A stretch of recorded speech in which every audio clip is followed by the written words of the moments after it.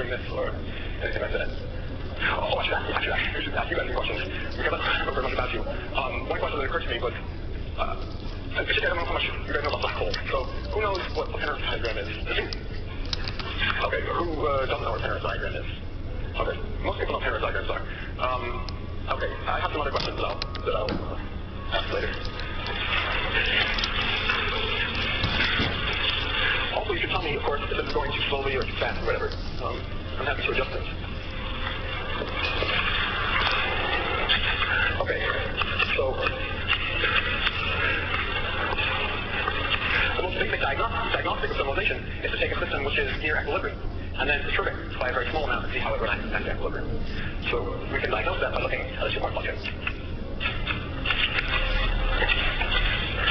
The expectation value of the thermal state of these operators, or phi of some operators in a series. In general, we could have different operators here, but I'm going to take the case where they're the same operator. So here we're writing this as an expectation value in the thermal state. But sometimes it's convenient. This is an expectation value in a mixed state, have an expectation value in a pure state. And it's not, for some reason, it's not as widely understood as it should be that the thermal field theory and thermal states in quantum mechanics are not necessarily mixed. In the central features of thermal states, that we're talking about relatively high energy states in the spectrum of energy states, where we have an extensive amount of energy in the system. It's not so important that it's a mixed state. So, for example, we could get almost the same answer if we take the expectation value and a pure state beta, which I'll define in a moment, of phi g phi 0. And here, beta can be under suitable conditions, it can be basically any state with the right energy statistics. So in particular, we would like to have that the expectation value of the thermal function in the state beta should be equal to the thermal expectation values. Okay. And actually, it's important that we would like higher moments to agree as well. The idea that these things should be basically the same is part of the story called the eigenstate thermalization hypothesis. Is this something that people are familiar with? Can you raise your hand if you know about the eigenstate thermalization hypothesis? Okay, this is not like Penrose diagrams, so maybe I'll say a couple of words about that. So this is an idea. Oh, it's really what I said. The idea is that, actually the more precise version of the idea is that if we look at energy eigenstates of a interacting system, of a suitably interacting system, then those energy eigenstates will locally look indistinguishable from a thermal state. In particular, if we take an energy eigenstate E, and we form the rank 1 density matrix out of this thing, and we trace it over the complement to compute the thermal density matrix of subsystem A in its energy eigenstate. The claim of the eigenstate thermalization hypothesis is that this density matrix will very closely approximate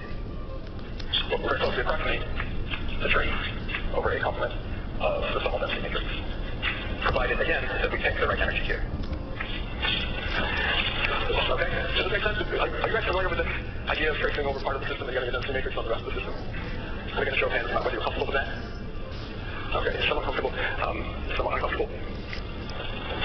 So here what I mean is we imagine that the system is an extended system with many sites.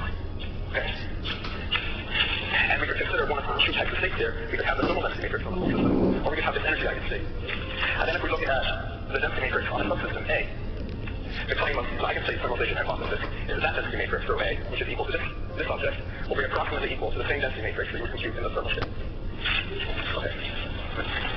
But this was sort of an elaborate aside.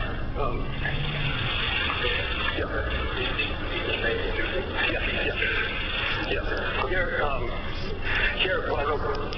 what I meant by writing beta was just a pure state with, let's say, the expectation value of the energy that agrees with the thermal expectation value of the energy at inverse temperature beta. So that's what beta means. Actually, it doesn't need to be an eigenstated Hamiltonian. The important thing is that it should have almost all states with the right expectation value of the energy will have this property. Yeah, this is I think, an underappreciated fact that in talking about thermal states and systems, you don't really have to drag around the thermal density matrix when you talk about pure states. You just have to talk about relatively high energy pure states. Okay. Yeah, okay. So the squiggly is hiding a lot. Yeah, so let's discuss that a little bit. Part of the motivation for this eigenstate thermalization hypothesis comes from thinking about random states. So, for example, if we take a random state in a Hilbert space here, and then we look at a subsystem, then the density matrix on that subsystem will be the same as the maximum mixed density matrix, which would be, in this case, the partial trace of the thermal density matrix, up to exponentially small corrections in the degree to which the subsystem we're looking at is smaller than half. So that's what this squiggly means in that case. But actually, for real systems, it's not as simple. Because for real systems, let's say we take an energy density here. The statistics of the energy here will not be exactly the same as in the thermal density matrix. In particular, in the thermal state, there's some swap in the distribution of energy. It's not a single energy. So what that means is that this squiggly here will have power law corrections in the size of A divided by the total system size. So in either case, if we're looking at small subsystems of a very large system, this will be very close to an equal sign. But whether it's exponentially close or power law close depends on, well, it's power law close. That's what I wrote here.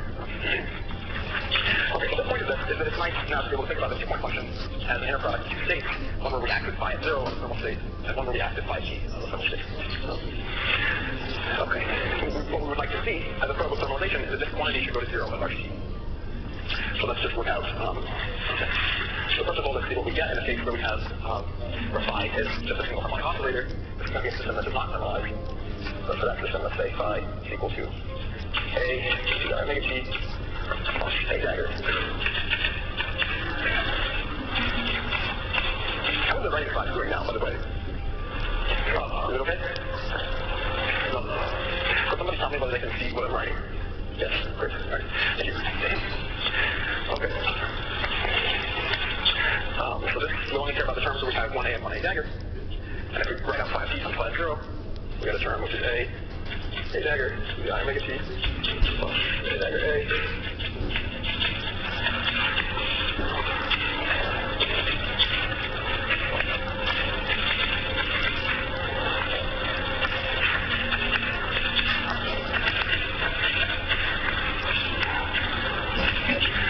So we get two different exponentials, two different oscillating exponentials. This is the one that we would have got in the zero temperature state. So this is the one we would have got in the zero temperature state. It's multiplied by the thermal expectation value of the number operator plus 1.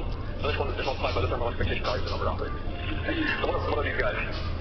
So tell me what is the thermal expectation value of the number operator and the state at temperature, inner temperature beta for an oscillator of frequency omega? Who remembers this?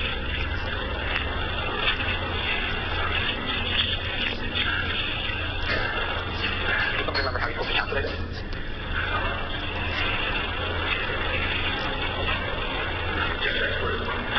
Okay, well, I'm sure this is something we know, but the answer is n is minus A omega.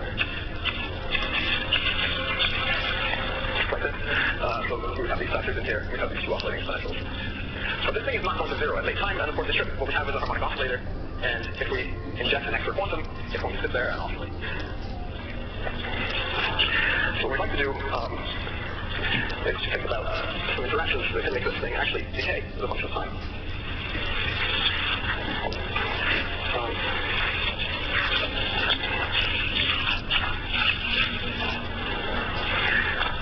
So a nice example to think about is a case where we have a lambda phi to the fourth on field theory. So we have a lot of harmonic oscillators here coupled together by phi to the fourth interaction.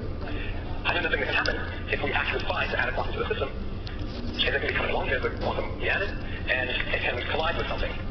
Some other quantum, which is present in the thermal state, and we can have two different quanta come out. Okay? So this is the cartoon you have in mind for what's going to be driving thermalization in this weakly interacting phi to the fourth theory. We have a particle that we added, and if there were no interaction, then it would have just continued to oscillate. The two-point function would not go to 0. But since we had interactions and there are extra quanta present in the thermal state, one of those can hit the quantum we're interested in, and it can get knocked out of its state. So the right way to analyze that, the decay of this thing, that coupling, the phi to the fourth theory, is to consider a Ricon propagator, where we take the propagator is equal to the full propagator plus, and the interesting physics here is actually contained in the intuitive self-energy. This resums to something where we have this thing, which is the free answer plus self-energy. Okay? And as usual, the important part of the self-energy diagram for getting the decay of this correlation function will be the imaginary part of the self-energy.